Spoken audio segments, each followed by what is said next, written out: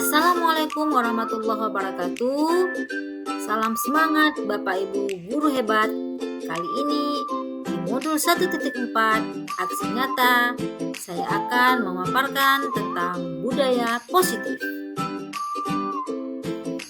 Latar belakang dari aksi nyata ini adalah kita sebagai guru mempunyai peran untuk menuntun dan juga sebagai fasilitator bagi murid harus memberikan pembelajaran sesuai dengan kodrat alam dan kodrat zamannya.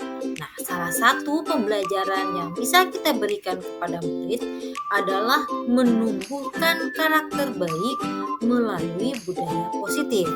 Saat ini di sekolah saya, budaya positif belum diterapkan dengan baik. Tujuan dari kegiatan ini adalah sekolah menjadi salah satu tempat untuk menumbuhkan budaya positif bagi semua murid. Guru bisa memberikan tuntunan kepada murid bagaimana cara menerapkan budaya positif dan murid dapat menerapkan budaya positif dalam kehidupannya sehari-hari, baik di lingkungan sekolah maupun di lingkungan masyarakat luas. Tolak ukur dari kegiatan menumbuhkan budaya positif diantaranya semua warga sekolah dapat menerapkan budaya positif. Kemudian guru dapat menjalankan perannya memberikan tuntunan dan berperilaku sesuai dengan budaya positif. Murid dapat melakukan pembiasaan budaya positif sehingga semua tindakan dan perilakunya sesuai dengan budaya positif yang diyakini. Minimasi tindakan dengan cara berkolaborasi dengan kepala sekolah, seluruh guru, murid, dan semua karyawan yang ada di sekolah. Kemudian melakukan sosialisasi dengan seluruh warga sekolah, membuat pajangan yang berisikan budaya positif di tempat-tempat strategis dalam lingkungan sekolah. Selanjutnya, pembiasaan seluruh warga sekolah berbudaya positif pada setiap tindakannya. Agar budaya positif terlaksana dalam lingkungan sekolah, maka dibutuhkan dukungan. Antara lain, kerjasama dengan kepala sekolah, guru, dan seluruh warga sekolah, kemudian keikutsertaan orang tua dan stakeholder lainnya dalam menciptakan budaya positif. Selain itu, sarana dan prasarana pendukung yang dibutuhkan dalam menciptakan dan melaksanakan budaya positif perlu dilengkapi agar semua kegiatan dapat berjalan sebagaimana mestinya. Berikut ini adalah beberapa kegiatan berbagi dan penerapan budaya positif di sekolah yang saya laksanakan. Disemasi budaya positif yang saya laksanakan dengan berbagi ilmu dan informasi kepada kepala sekolah dan rekan-rekan guru.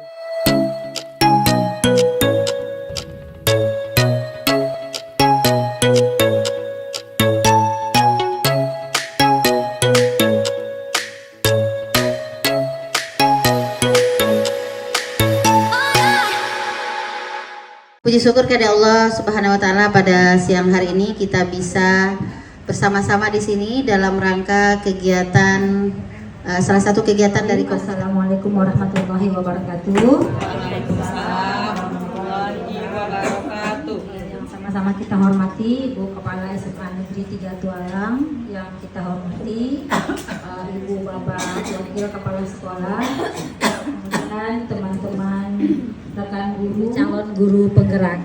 Jadi kebetulan kami mendapatkan tugas selama CGP, pendidikan CGP, kami sudah melaksanakan atau belajar dengan 4 modul, dan ini adalah modul yang keempat. Sini ada aksi nyata dari saya, Juhriati, CGP Angkatan 9 dari Kabupaten Siak. Jadi saya punya fasilitator namanya Bapak Safrizal.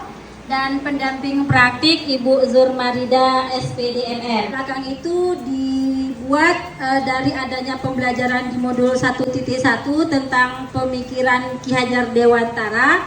Jadi di pemikiran Ki Hajar Dewantara, guru itu sebagai penuntun dan fasilitator dalam kegiatan pembelajaran. Kemudian yang terakhir, tolak ukurnya warga sekolah menerapkan budaya positif pada setiap tindakannya. Untuk lini masi itu ada berkolaborasi dengan kepala sekolah, dengan Bapak Ibu guru sekalian dan warga sekolah. Di sini juga termasuk murid.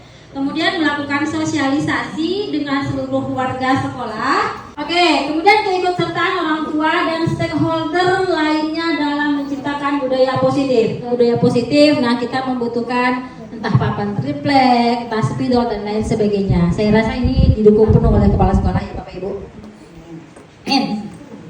Lanjut, disiplin positif. Ini dia Bapak Ibu. Disiplin positif itu adalah cara yang dilakukan oleh kita dan itu semua merupakan budaya positif. Kita lanjut.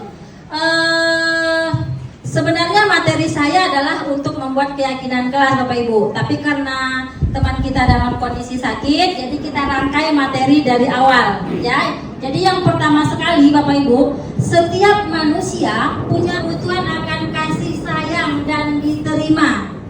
Ada kebutuhan penguasaan atau pengakuan akan kemampuan, ada kebutuhan kesenangan dan ada kebutuhan kebebasan. Ini masing-masing kita punya kebutuhan ini. Ada konsekuensi dan ada restitusi. Oke, Bapak Ibu yang bisa baca slide, kira-kira yang mana yang mau kita laksanakan? Ada bagusnya, ada. Karena dia diberikan penguatan terhadap siswa, tetapi waktunya pendek Bapak Ibu. Kita mesti bekerja lagi monitor anaknya. Berlakunya berubah apa enggak? Oh ya, jusnya boleh sambil diminum Bapak Ibu. Ganti silakan. Lupa tadi ya. Boleh silakan. Oke, kita hanya sharing aja ya. Oke, untuk restitusi, ini restitusi merupakan pilihan terbaik daripada hukuman dan konsekuensi. Kenapa? Keyakinan, Bapak Ibu, keyakinan kita bahwa kita pakai helm itu kita yakin kita selamat. Bahwa kita mencuci tangan atau memakai masker itu kita yakin kita akan sehat, apalagi di pandemi atau asap misalnya.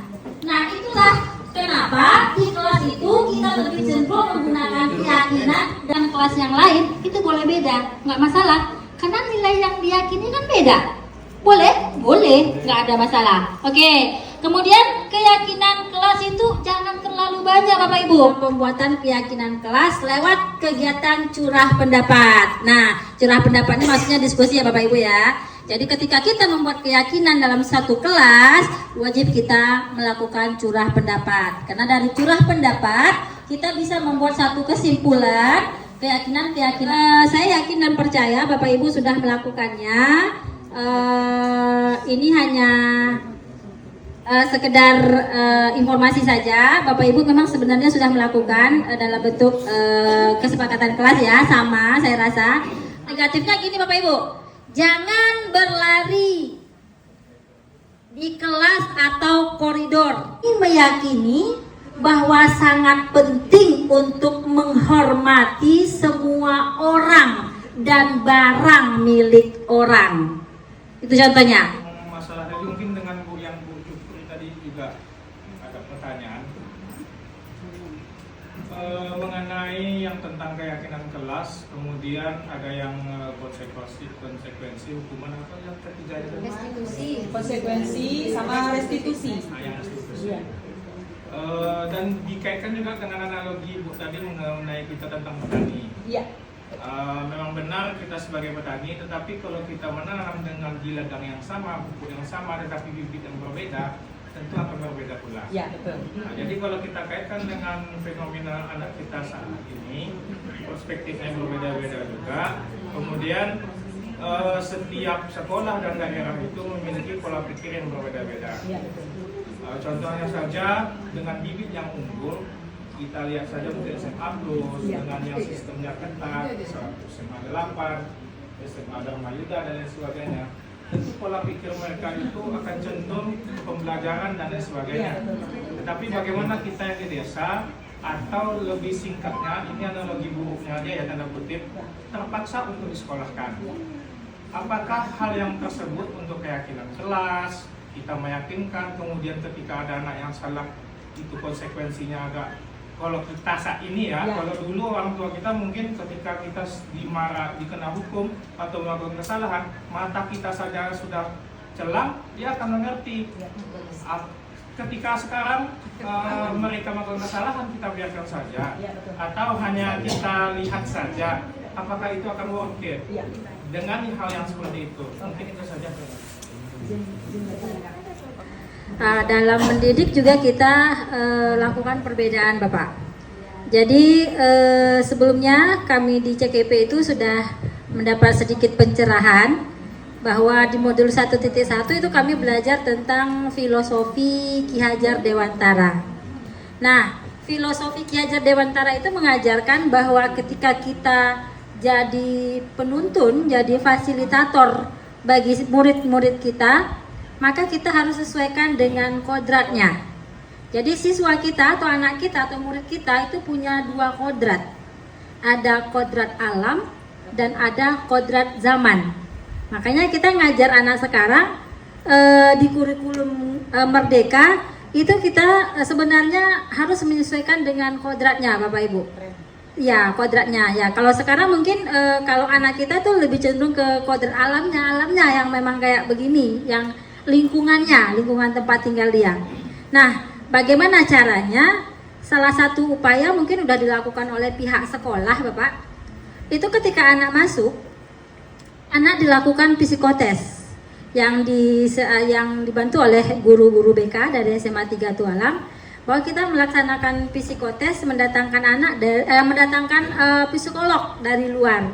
Nah, dari hasil psikotes itu sebenarnya kita bisa idealnya ya Bapak ya, sebenarnya kita bisa memilah-milah anak. Dan sana kita udah tahu anak ini mau diarahkan kemana, dan porsi anak untuk belajar pun juga berbeda Bapak Ibu. Jadi kita di kurikulum Merdeka itu memang mendapatkan tantangan, karena kita memang harus sesuaikan dengan kodratnya anak. Kita nggak bisa maksakan lagi. Itu yang diminta oleh Ki Hajar Dewantara. Terima kasih pada waktu yang telah disediakan. Saya tadi sudah mendengar paparan dari Bu Duvi, paparan dari Bu Binda, guru penggerak SMA Negeri 3 Tualang, ya, angkatan 9 katanya ya. Jadi saya mendengar tadi tentang problema anak. Jadi kita larikan aja ke sekolah kita, Bu, bahwa problema anak di sekolah kita ini boleh dikatakan. Dalam proses belajar, kami mungkin bisa memberikan beberapa solusi lah ya, cara. Kalau solusi kayaknya udah bagus sekali ya. Kita dalam proses belajar. Nah, dari hasil pembelajaran kami di CGP Bapak Ibu, ketemu juga dengan para instruktur waktu elaborasi ya, namanya elaborasi dengan instruktur.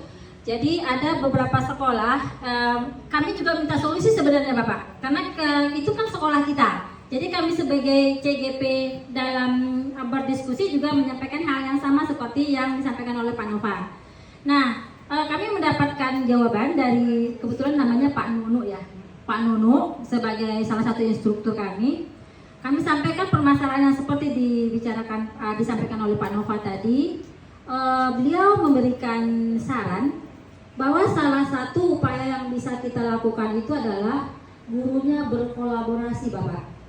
Jadi kolaborasi itu tidak hanya sekelompok orang saja, tapi memang kita semua. Guru misalnya di sini ada jumlahnya 50 orang misalnya guru. Nah, guru itu yang harus berkolaborasi membentuk suatu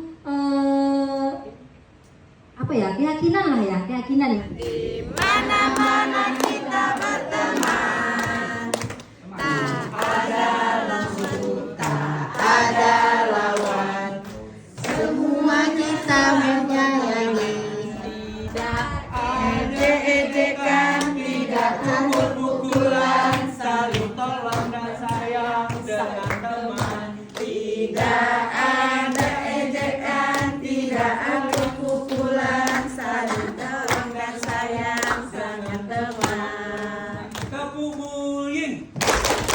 Jangan suka menyakiti, jangan suka menghakimi, jangan suka caci maki, bullying, No. sayang teman.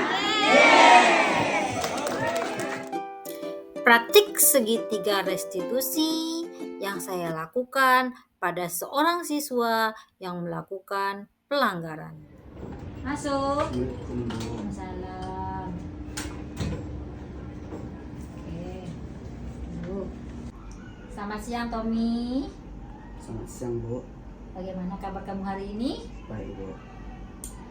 Tadi pagi Ibu mendapat laporan bahwa kamu telat masuk kelas.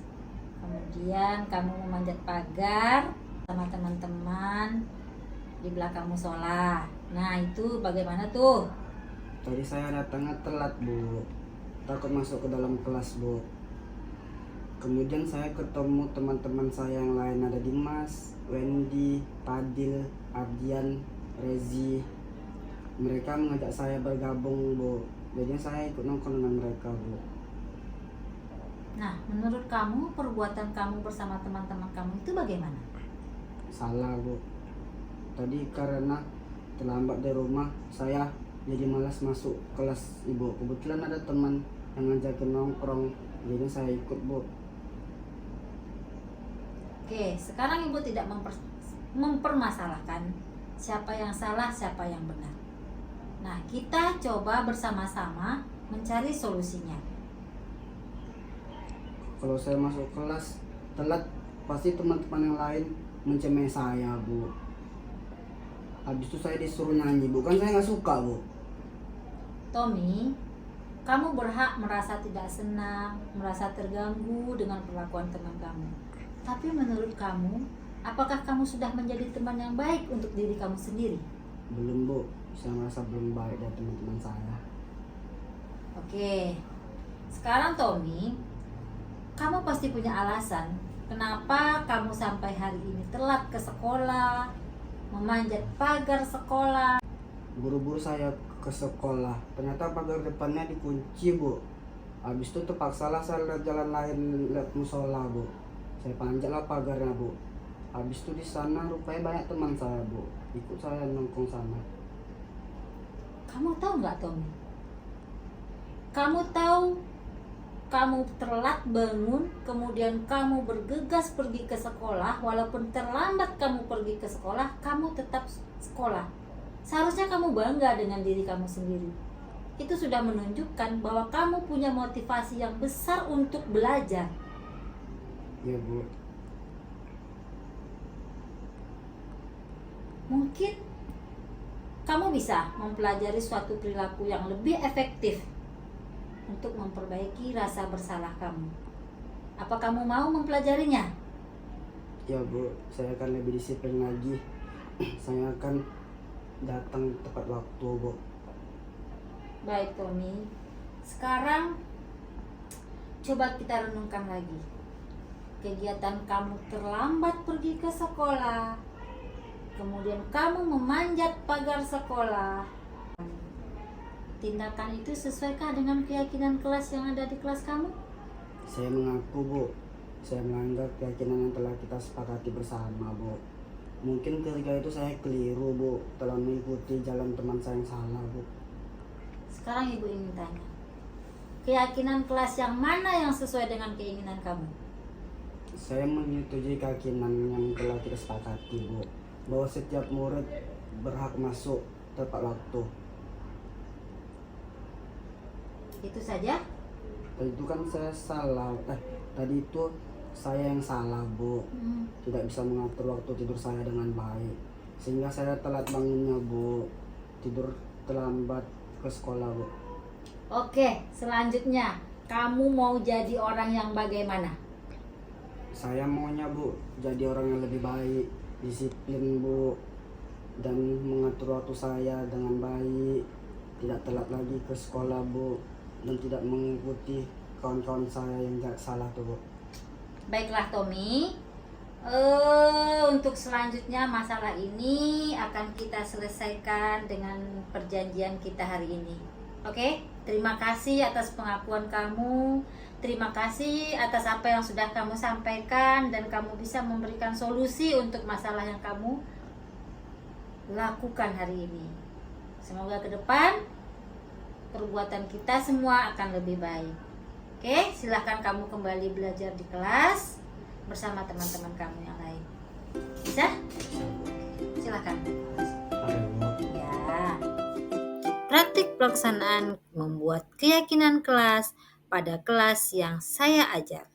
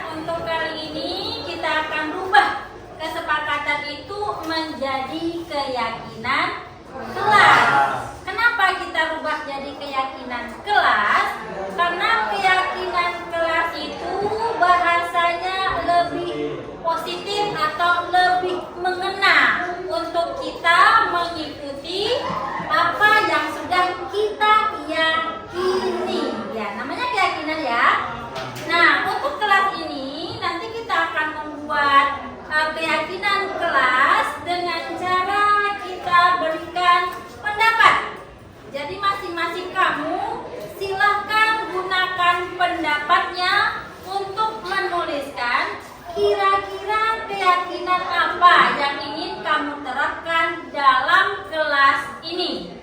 Nah, nanti mungkin kita akan buat kesimpulan dari apa yang sudah kamu tulis nantinya menjadi sebuah keyakinan kelas yang bisa sama-sama kita terapkan dalam pembelajaran. Nah, kalau dahulu mungkin kita mengenal peraturan, ya kan? Aturan tidak boleh telat masuk kelas, misalnya ya.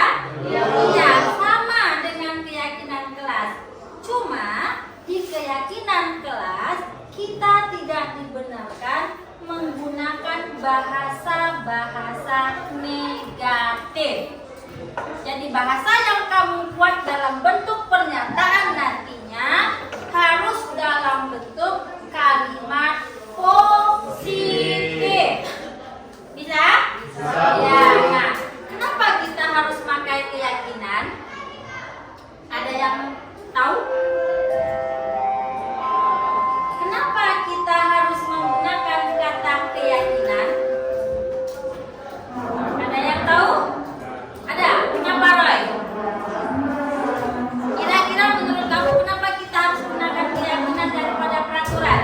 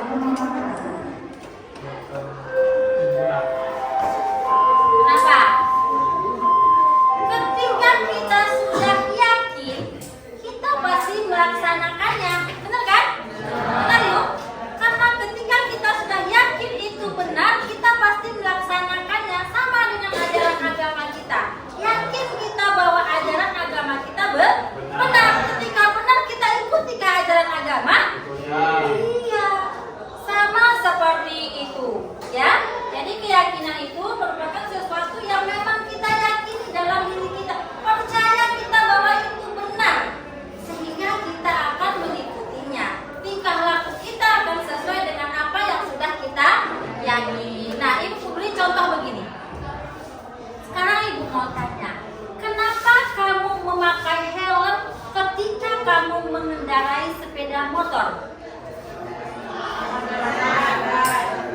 Yakin kamu kan kalau kamu pakai helm, bawa kendaraan bermotor berjalan di jalan raya, kamu yakin bahwa aku pakai helm, aku nanti akan selamat.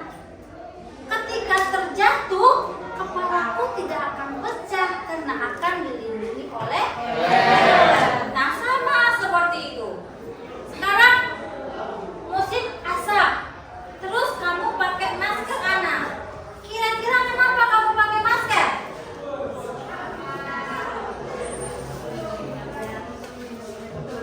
Iya, yakinkah kamu masker itu bisa melindungi debu? Yakin, karena yakin makanya kamu gunakan masker. Sekarang kamu memakai pakaian seragam sekolah. Kenapa kamu pakai pakaian seragam sekolah? Mencerminkan anak sekolah. Yakin ketika kamu memakai pakaian sekolah, kamu nggak akan dimarahin guru lagi, ya nggak? Karena sudah sesuai dengan norma yang ada di sekolah, sudah sesuai dengan aturan yang ada di sekolah. Oke, sampai di sini paham bagaimana cara membuat keyakinan? Paham? Oke, ini Ibu akan berikan sticky note. Nah, sticky note ini silahkan kamu tulis keyakinan apa kira-kira yang akan kita buat di kelas ini. Setelah selesai kamu menulisnya, silakan tempel di papan tulis kita. Nantinya akan kita diskusikan bersama-sama. Mengerti? Oke, Ibu akan bagikan sticky note-nya. Yang sudah mendapatkan sticky note, silakan tulis buat pernyataan dalam bentuk kalimat positif. Silakan.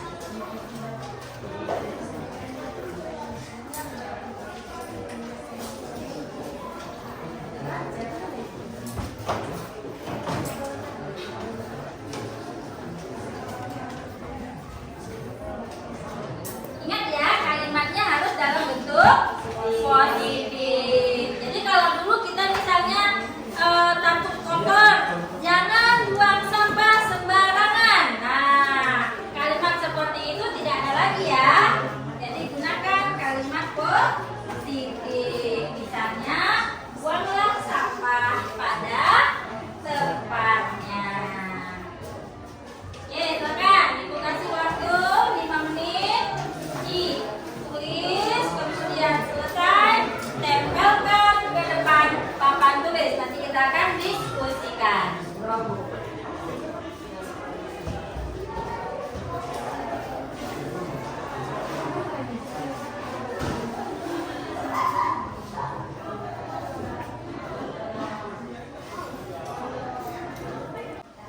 Baik anak-anak, sudah 5 waktu berlalu. Silakan bagi kamu yang sudah selesai membuat pernyataannya, tempelkan ke papan tulis. Selesai semua, nanti kita akan berdiskusi. Ya, silakan.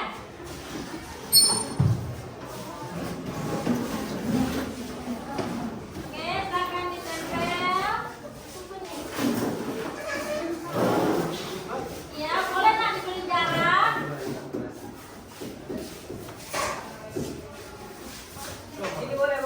Boleh, silakan.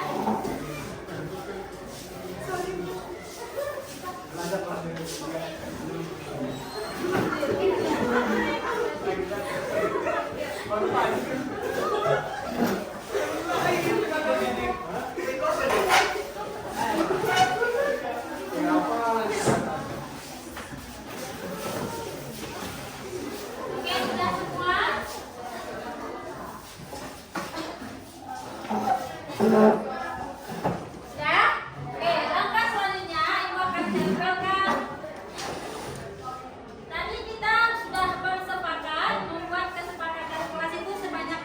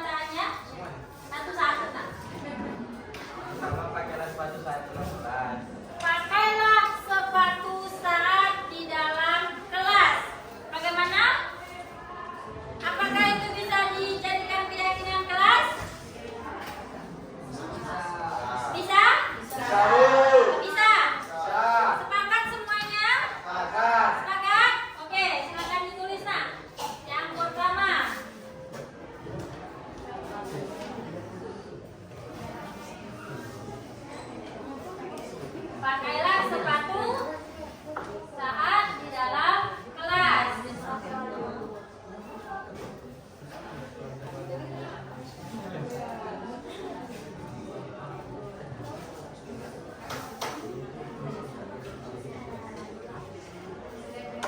Oke, selanjutnya ada yang mau menggantikan Irsyad untuk membaca? Paras? Oh, Irsyad saja, oke. Buat saja ya, untuk membacakan hasil dari pernyataan teman-teman. Silakan yang kedua. Nomor 2 kedua. Wajib masuk kelas dengan tepat waktu di setiap jam pelajaran agar dapat menimbulkan sikap yang disiplin. Wajib masuk kelas tepat waktu. Tidak. Tidak bisa. Kenapa? Karena ada kata wajib. Ganti yang lain pernyataannya ketua kelas. Sebelah sini juga ada.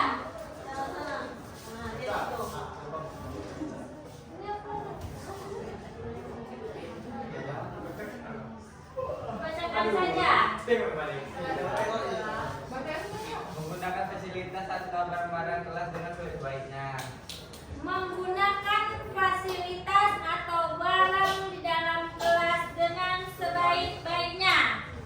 Bisa? Bisa? Sepakat? Yakin? Oke, tulis sekretaris.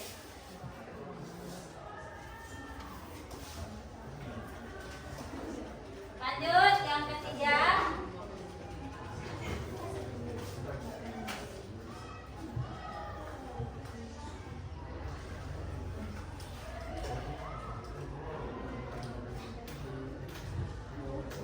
Kemudian yang pakai tanda tangan itu punya siapa ini? Yang ada tanda tangannya. Datang sekolah tepat waktu. Punya siapa? Angkat tangan. Punya Diki. Datang ke sekolah tepat waktu. Kira-kira ada nggak kalimat yang lebih ringkas, lebih singkat? Datang ke sekolah tepat waktu itu. Kalimat yang bisa kita gunakan. Disiplin. Bisa dijadikan keyakinan kelas ini? Bisa. Tulis nah, disiplin. Ya, itu dia. Good. Next. Ada lagi Ustaz? Belajarlah dengan giat dan penuh semangat. Belajarlah dengan giat dan penuh semangat. Yakin? Tidak yakin? Kenapa tidak yakin? Kadang-kadang ada ngantuk-ngantuknya. Oh iya. Gak mau dijadikan kesepakatan atau keyakinan kelas? Oke, ganti silakan. Pakai bahasa yang atau kalimat yang lain. Sebaiknya para pengajar mengerjakan tugas apa yang diberikan seorang guru dengan mengerjakan tepat waktu. Mengerjakan tugas tepat waktu. Masuk. Termasuk ke dalam? Iya. Nah, mengerjakan tugas tepat waktu itu sudah termasuk ke dalam bentuk disiplin.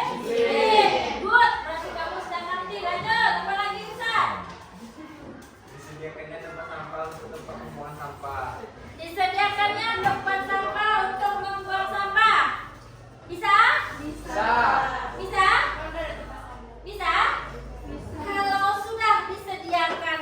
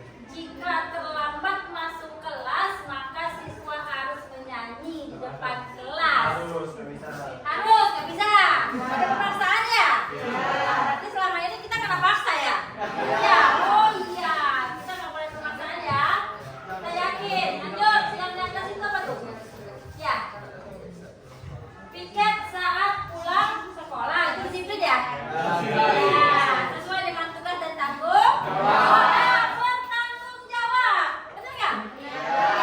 Yakin? Yakin. Ya, bertanggung jawab. Apalagi? Menjaga kebersihan tubuh dengan menggunakan deodoran. Nah, kira-kira apa itu? Kenyamanan. Atau saling menghormati ya? Iya. Saling menghormati dalam bentuk kenyamanan, benar nggak? Bisa saling menghormati? Bisa. Yakin? Yakin. Saling menghormati. Oke, berapa lagi? Satu lagi, nak? Satu lagi. Apa ini? Datanglah kerja. Apa itu, nak? Jika kelas kita pakai kipas, maka kelas kita akan adem. Siapa itu? Ayo siapa yang buat? Berarti kita harus beli kipas. Iya. Jika kelas kita pakai kipas, maka kelas kita akan adem. Kira-kira di mana tuh ya? Hal positifnya. Nggak masuk. Tidak usah pakai. Kenyamanan ya? Iya, nggak masuk. Berarti yang ketujuhnya kenyamanan kelas. Menciptakan kenyamanan kelas. Oke, yang ketujuh menciptakan kenyamanan kelas. Kira-kira pakai sepatu saat dalam kelas itu bahasa positifnya apa ya? Nen? Pakailah sepatu ketika berada di dalam kelas. Peraturan ya? Teratur ya? Teratur. Oke. Kemudian menggunakan fasilitas barang kelas dengan sebaik-baiknya. Kira-kira apa itu? Menggunakan barang dalam kelas atau fasilitas yang ada dalamnya sebaik-baiknya. Bahasa yang lebih ringkasnya apa kira-kira?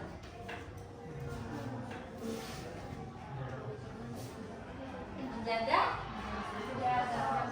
ketertiban udah ada? Nggak ada. Menjaga ketertiban ya, kita buat ya.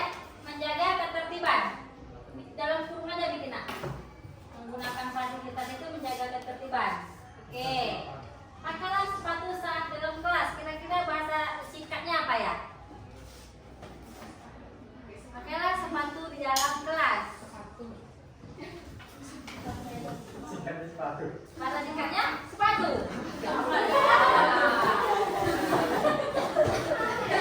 Ayo. Menciptakan kenyaman, saling menghormati, bertanggung jawab, bersih, disiplin, tertib. Ayo, satu lagi. Atau memakai sepatu itu dalam bentuk tertib ya? Bisa masuk kategori tertib? Oke, buang satu nak.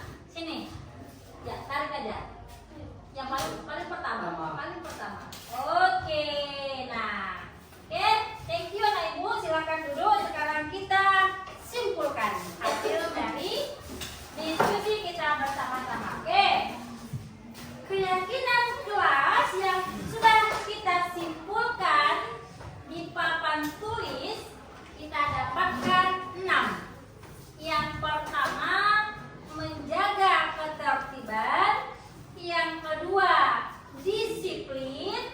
Yang ketiga, bersih. Yang keempat, bertanggung jawab. Dan yang kelima, saling menghormati. Yang keenam, saling menciptakan kenyamanan. Oke, bagaimana anak ibu semuanya? Sepakat kita untuk ini? Sepakat.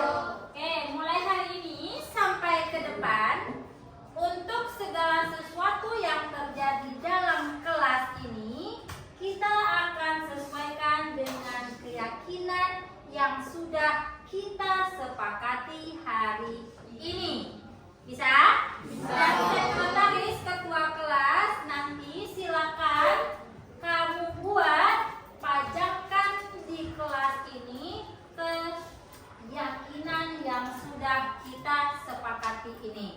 Jadi nanti kita saling mengingatkan satu dengan yang lainnya. Ketika kita lupa akan keyakinan kita, boleh kita saling mengingatkan. Baik kamu maupun ibu, kita sama-sama saling mengingatkan. Karena keyakinan kelas yang kita buat hari ini merupakan kesepakatan kita bersama yang akan kita laksanakan di kelas ini selama proses pembelajaran kita, ya.